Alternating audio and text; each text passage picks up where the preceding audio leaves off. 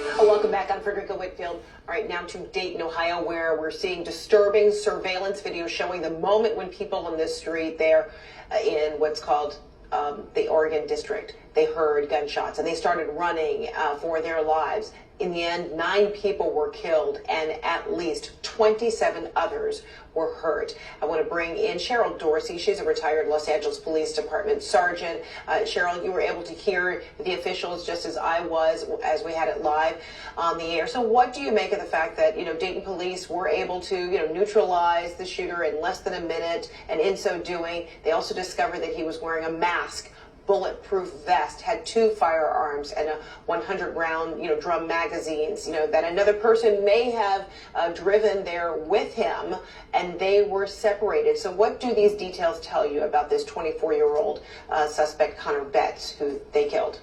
Well, what it lets me know is that this person had a plan and that this person was not mentally ill, as this president would like us to believe. And so, what I'm hearing from the authorities there in Ohio, in El Paso, and then from this president is that nothing is going to change. When you minimize and mitigate this behavior and explain it away as some kind of mental illness, listen, if you're mentally ill, you don't get in a car and drive for 10 hours. You don't shoot people in 30 seconds. You don't put a double-barrel magazine on a gun if you're mentally ill. And so for the president to do what he accused the El Paso shooter of doing, which is committing an act of cowardice, failing to admit that we have a domestic terrorist. This is a white nationalist in the White House who's speaking to his people, and words matter. And he's giving them, encouraging them, facilitating this kind of foolishness. And it doesn't sound like, from what he said today, that he has any appetite to do anything any different. And how concerned are you about the language when you hear, whether it be from the president, which we did moments ago, about the mental illness? There have been other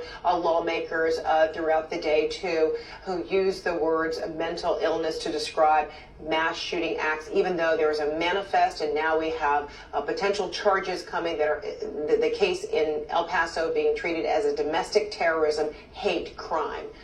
How much of a potential setback is it, in your view, that mental illness would be jargon used even when we're talking about, potential hate crime?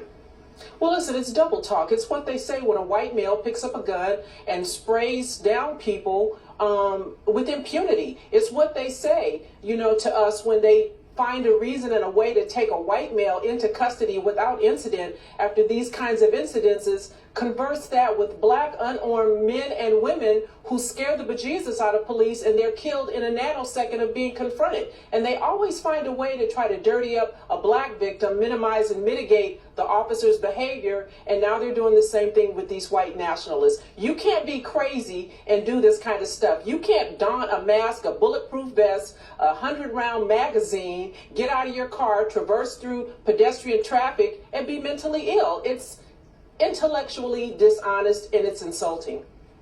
All right, again, 2 incidents, Texas, Ohio, 2 mass shootings gripping a nation. Dorsey, thank you so much. I appreciate it. And of course, thanks everyone for joining.